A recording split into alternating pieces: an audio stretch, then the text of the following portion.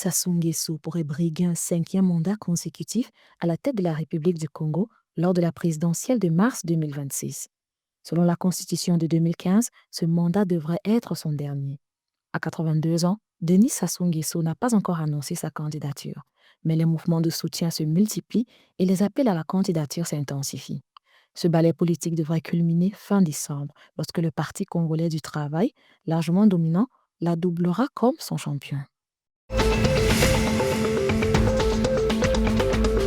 La RDC, premier pays producteur mondial, avait suspendu ses ventes à cause de la chute du prix du cobalt, tombé à 23 000 dollars la tonne en avril 2025 contre 80 000 dollars en février 2022.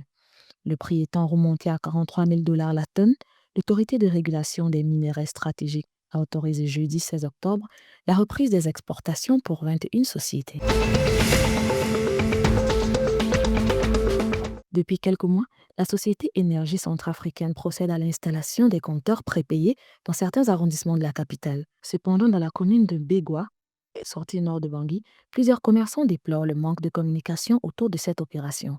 Pour Enerca, l'installation de compteurs prépayés à la différence du comptage post-payé permet aux usagers de mieux contrôler leur consommation d'électricité en sachant à l'avance le montant rechargé. Le Gabon continue de faire rayonner sa culture sur la scène internationale, tandis que l'artiste gabonais, l'Oiseau Rare, maître de la Tchama, a été couronné meilleur artiste d'Afrique centrale en Côte d'Ivoire au prix MUD. Le vendredi 10 octobre dernier, à côté de ce prix, une autre bonne nouvelle pour la musique gabonaise. La gabonaise Espoir la Tigresse a décroché le prestigieux trophée de la meilleure artiste de l'année 2025 lors des Music Video Africa Awards organisés à Lagos, au Nigeria.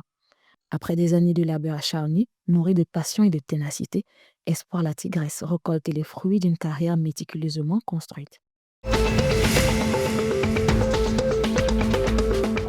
Le président du comité olympique et sportif tchadien, Idriss Dokoni Adiker, a animé un point de presse mardi dernier, 14 octobre 2025, à la suite du verdict de la Cour d'appel rétablissant le bureau du COST dans ses droits.